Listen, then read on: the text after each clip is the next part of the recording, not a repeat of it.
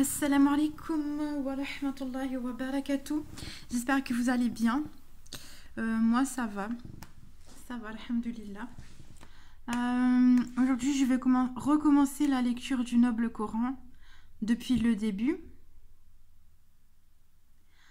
Voilà, donc je vais commencer par la préface, le préambule. Au nom d'Allah, le tout miséricordieux, le très miséricordieux. Louange à Allah, Seigneur des mondes, s'adressant aux hommes en ces termes. Une lumière et un livre explicite vous sont certes venus d'Allah.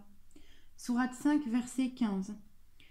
Que la paix et la bénédiction d'Allah soient sur le sceau des prophètes, Mohammed, qui a dit « Le meilleur d'entre vous est celui qui apprend le Coran et l'enseigne. » Comme le Saint-Coran a été un livre inaltéré et révélé par le Tout-Sage, le très digne de louange. Son application stricte et intégrale procure aux fidèles la dignité dans ce monde et la félicité dans l'au-delà. La compréhension de son contenu est certes beaucoup plus aisée pour ceux qui jouissent de la connaissance de la langue arabe littéraire, langue de la révélation par excellence. Quant à ceux qui sont privés de la compréhension de cette belle langue, la barrière linguistique constitue un handicap sérieux, les empêchant de tirer un profit incommensurable. De là s'impose le besoin imminent de fournir une traduction saine, relatant le sens des versets coraniques dans les langues étrangères à la langue arabe. Toutefois, il incombe à celui qui envisage l'étude du Saint-Coran de comprendre certaines réalités, à savoir que le Coran n'est pas l'œuvre d'un être humain qui traite d'un sujet bien déterminé. C'est plutôt le livre d'Allah qui englobe des questions très variées, notamment le dogme, la loi, sharia, la morale, la prédication à l'islam, l'usage des bons conseils, la moralité, la critique constructive, l'avertissement, les argumentations et témoignages, les récits historiques, les références aux signes cosmiques d'Allah, etc. Tous ces thèmes sont reproduits et réitérés à travers tout le Coran et avec des expressions et des formes différentes, de façon à donner au lecteur attentif la possibilité de saisir un aspect nouveau du problème ou de lui faire découvrir une dimension nouvelle du texte, de lui procurer un avantage ou la détermination d'un objectif bien spécifique. Sans être exhaustif, on peut relever les principales caractéristiques du Coran dans les points suivants. 1. Le Coran est la parole incréée d'Allah. Révélé à son messager Mohammed, que la paix et la bénédiction d'Allah soient sur lui, est destiné à tous les humains conformément à l'enseignement coranique contenu dans ce verset. Qu'on exalte la bénédiction de celui qui a fait descendre le livre de discernement sur son serviteur, afin qu'il soit un avertisseur à l'univers. Sourate 25, verset 1. Le Coran se reconnaît par ses caractères d'universalité et de perfection. Allah, qu'il soit exalté, a dit « Nous n'avons rien omis d'écrire dans le livre. » Sourate 6, verset 38. « Et nous avons fait descendre sur toi le livre comme un exposé explicite de toutes choses, comme un guide, une grâce et une bonne annonce aux musulmans. » Sourate 16, verset 89. La révélation coranique comporte des commandements destinés à être appliqués et des interdictions de commettre des actes répréhensibles. La récitation à elle seule constitue déjà un acte d'adoration et un moyen d'obtenir une récompense divine. Le Coran est le livre par lequel Allah a parachevé la religion pour tout homme, conformément à cet enseignement coranique. Aujourd'hui, j'ai parachevé pour vous votre religion et accompli sur vous mon bienfait, et j'agrée l'islam comme religion pour vous. Sourate 5, verset 3.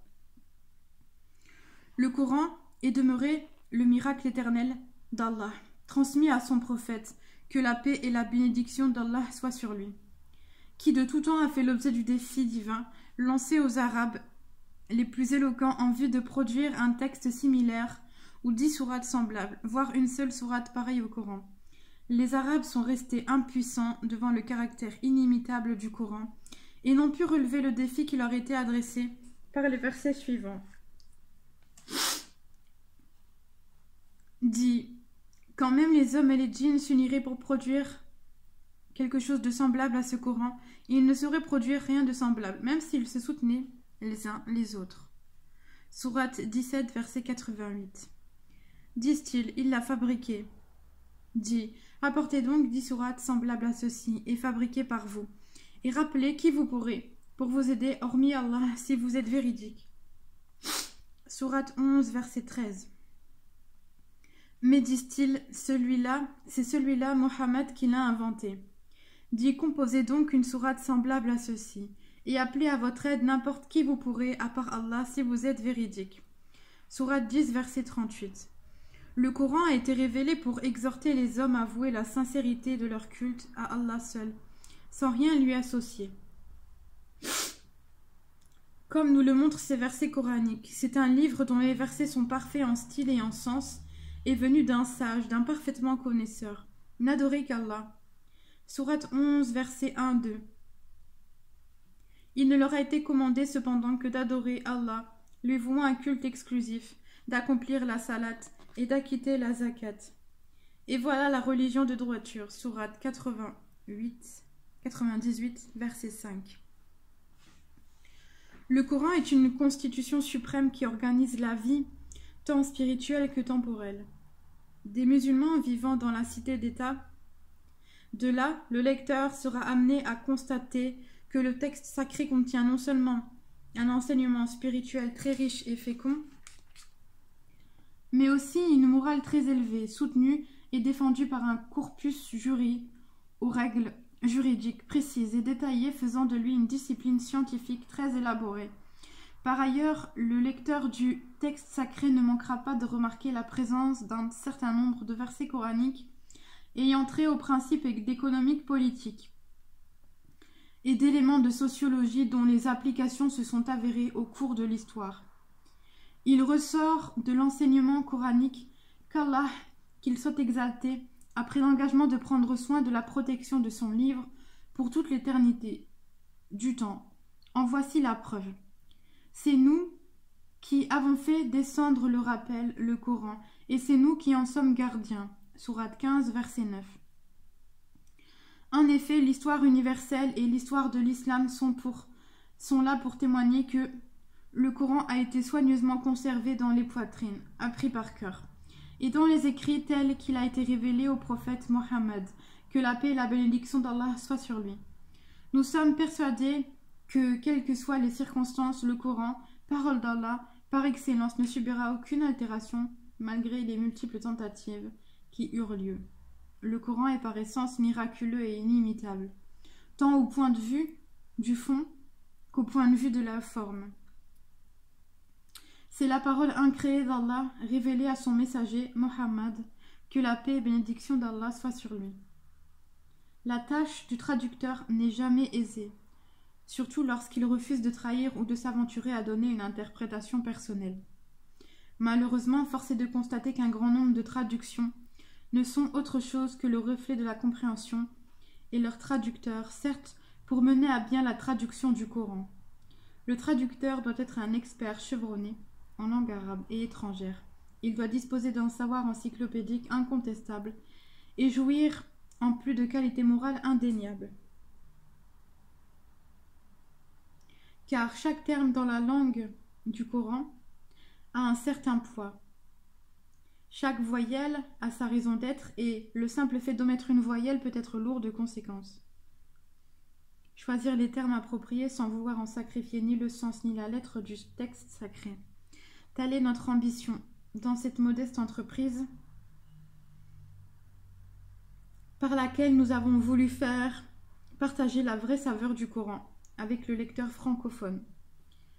Le désir ardent de voir apparaître une traduction saine et exemple de critique et faire prendre aux serviteurs des lieux saints de l'islam, le roi Fadr ibn Abd al-Aziz, alors vice-président du Conseil des ministres, l'arrêté royal numéro 19888 du 16-8-1400 de l'Hégire, par lequel il a confié à la présidence générale des directions des recherches scientifiques islamiques, de l'Iftah, des fatwas, de la prédication de l'orientation religieuse la responsabilité et le soin de réviser une traduction du Coran. La présidence générale a été à la hauteur de la situation en procédant à l'institution de 4 commissions composées et choisies parmi ces jurisconsultes et théologiens, très compétents, très qualifiés et maîtrisant parfaitement la langue française ainsi qu'un certain nombre de fonctionnaires compétents en matière de coordination. Le travail des commissions s'est effectué dans l'ordre suivant. La première commission avait pour tâche d'étudier et d'examiner plusieurs traductions et d'en agréer la meilleure. La conclusion de ces travaux mettait l'accent sur la difficulté de retenir une traduction, exemple d'observation ou de remarque, ce qui l'a conduit à faire un choix entre 2 solutions. Adopter la meilleure traduction disponible qui fera à son tour l'objet d'un examen approfondi, minutieux et rigoureux en vue de la faire débarrasser de toutes ses imperfections. C'est donc là un travail d'amélioration et de perfectionnement. Entreprendre une nouvelle traduction du Saint-Coran, c'est-à-dire écarter toutes les traductions existantes et en proposer une nouvelle. Après mûre réflexion, il s'est confirmé par la seconde solution nécessiterait un temps assez long et des efforts difficilement soutenables. La sagesse a conduit la dite commission à retenir la première solution, en raison du besoin pressant de réaliser une traduction du sens qu'il faudrait donner au verset du Saint-Coran. Ainsi, la première commission avait suggéré que la traduction du Saint-Coran réalisée par le professeur Mohammed Hamidullah devait être retenue en raison de sa clarté et de sa fidélité très proche du texte sacré. La tâche de cette commission était d'examiner toutes les remarques qui ont été formulées au sujet de la traduction du professeur Hamidullah et d'apporter les rectifications nécessaires basées sur d'autres traductions.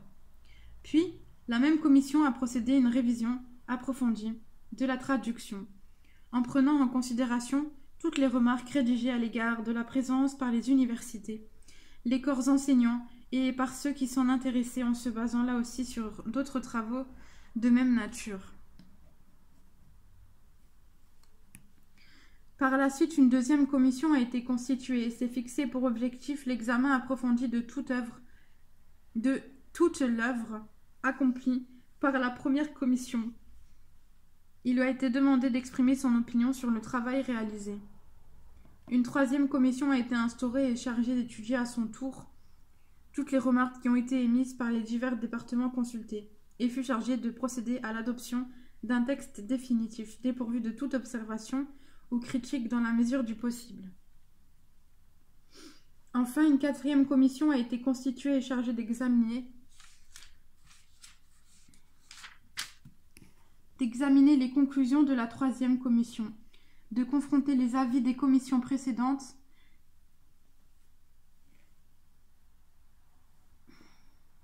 et d'en retenir les plus pertinents et les plus justes, d'arrêter le texte définitif et de réviser toutes les notes explicatives pour les purifier de toutes les erreurs aux questions ayant trait aux dogmes et aux opinions juridico-philosophiques. Pour combler certaines carences d'ordre phonétique, et compte tenu aussi de la langue française ne saurait rendre avec exactitude le sens de certains mots en arabe, nous avons jugé opportun de les translittérer en caractères latins et de dresser un bref glossaire technique rendant la compréhension plus facile. À titre indicatif, en voici quelques termes: salat ou prière rituelle, zakat ou adoration d'Allah par le versement de numéraires, etc. Nous sommes persuadés que le lecteur finira par s'habituer à ce genre d'exercice en s'évertuant à accomplir cet effort béni. La présence générale des directions des recherches scientifiques islamiques de l'Iftah, de la prédication et de l'orientation religieuse entend servir la cause d'Allah et sollicite du Très-Haut que l'œuvre entreprise soit une grande utilité pour le lecteur francophone, suivant l'arrêté royal numéro 12412 promulgué en date du 27/10/1405 de l'Hégire. A été imprimée cette traduction dans le complexe du roi Fadr, destiné à l'impression du Saint-Coran à Médine. El-Medina El-Munawwara, en coordination avec la présidence générale des directions des recherches scientifiques islamiques de l'Iftar, de la prédication et de l'orientation religieuse. Sur base des directives du serviteur des lieux saints, qu'Allah lui accorde la protection destinée à la diffusion du livre d'Allah, de sa distribution et de la traduction du sens de ces versets en toutes langues pratiquées par les musulmans à travers le monde, et eu égard à la coopération efficace existant entre le secrétariat général du complexe du roi Fahd, destiné à l'impression du Saint-Coran, à la présidence générale des directions des recherches scientifiques de l'Iftar, de la prédication et de l'orientation religieuse, en vue de réaliser une traduction fidèle et précise du livre sacré. Nous nous réjouissons de présenter à tous les musulmans et aux francophones en quête de la lumière cette traduction, qui s'ajoute à toute une série de traductions en diverses langues, et nous invoquons Allah le Très-Haut d'accorder la meilleure récompense à toute personne qui a contribué à la réalisation de cette œuvre bénie. Point. Sens de quelques termes. Le mot Coran signifie lecture. Les arabisants modernes ont adopté l'écriture Coran pour distinguer le Qaf, arabe guttural, et le Kaf, qui se prononce à partir de la langue et du palais. Qaf, Kaf. Cependant, les latinistes arabes ont traditionnellement rendu le C latin par la lettre Qaf. C'est ce qui nous autorise à écrire Coran. Mais l'écriture Coran reste préférable. Le Coran, en tant que tel, compose 114 sourates, et ceux du vivant même du prophète. Chaque sourate traduit généralement par le vocable chapitre, qui a été conservé tel quel dans toutes les traductions du Coran. Nous n'avons pas voulu sacrifier à cet usage, mais la sourate elle-même se compose d'un nombre inégal d'ayats ou versets. Le Coran est la parole d'Allah. Mohammed, que la paix et bénédiction d'Allah soit sur lui, n'étant que l'agent qui reçoit la révélation du message divin pour le communiquer à sa communauté d'abord, ensuite à l'humanité tout entière. Les coranologues prennent le soin d'indiquer en outre la période et le numéro d'ordre chronologique. Le classement des sourates a été opéré par les soins du prophète sur l'ordre d'Allah.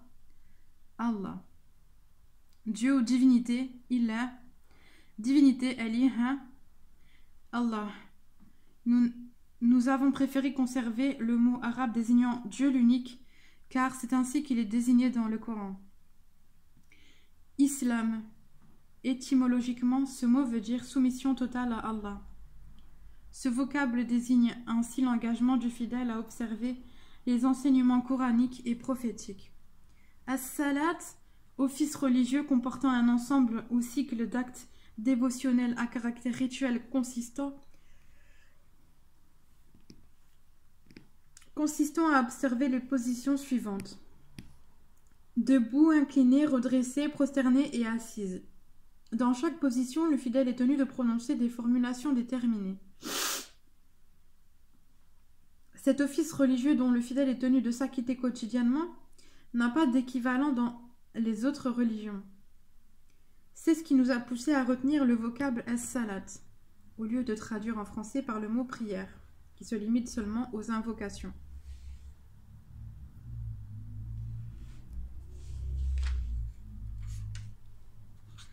Az-zakat, on serait tenté de le traduire en français par le mot aumône, mais la zakat en islam ne se limite pas à l'acte de générosité ou de charité.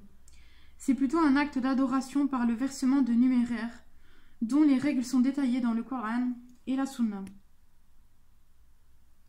Le vocabulaire français ne dispose pas d'un terme équivalent, ce qui explique notre souci de maintenir l'appellation arabe. Ainsi, il s'agit d'observer un jeûne qui consiste à s'abstenir de boire, de manger, de fumer, d'avoir des rapports charnels ou tout autre acte susceptible d'annuler le jeûne, de l'aube jusqu'au coucher du soleil, avec l'intention de se rapprocher d'Allah Il va de soi que le jeûne a des effets très bénéfiques sur la conscience du fidèle, non seulement en vue de fortifier sa foi, mais de le préparer aux épreuves difficiles de la vie. Là aussi, la terminologie arabe s'impose parce que la définition du jeûne dans les autres religions n'a pas reçu la même acceptation.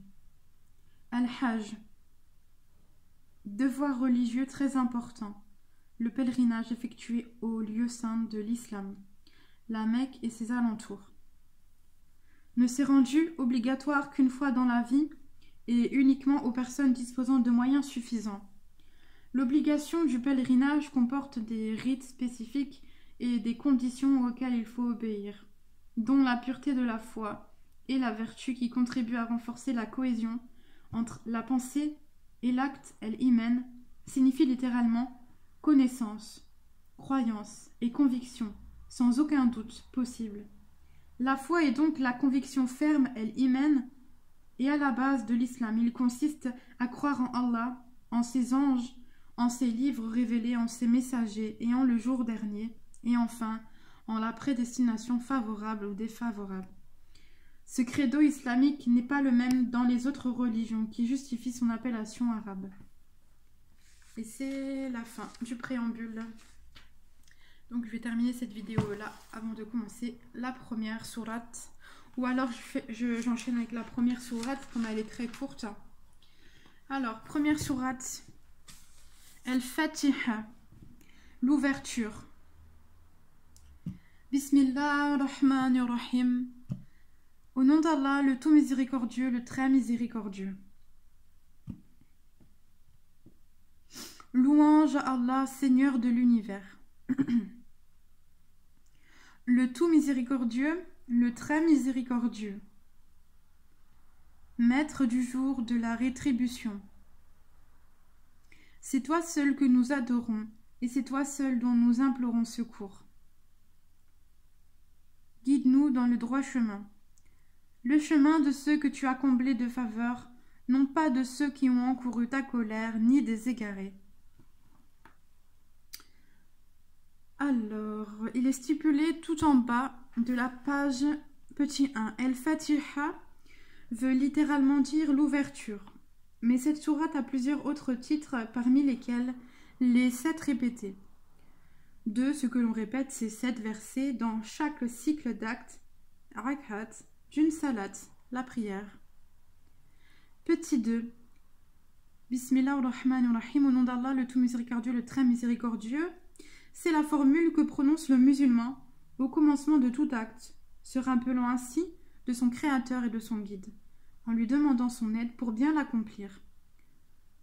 Il faut sous-entendre « je commence par le nom d'Allah », etc. Mais comme par le nom, dans une ambiguïté, on peut également signifier « je jure par le nom d'Allah ». Il est préférable d'écarter ici la formule par le nom. Qu'on entend seulement « je commence par le nom d'Allah », les adjectifs Rahman et Rahim sont tous les deux d'une même racine, signifiant miséricordieux, le premier étant plus intense que l'autre. Nous traduisons donc par le tout miséricordieux, le très miséricordieux. Et après la récitation de cette sourate, on prononce le mot Amin. Voilà. Je vais terminer cette vidéo ici. Prochaine sourate, c'est la sourate numéro 2, El-Baqara. Salam alaikum.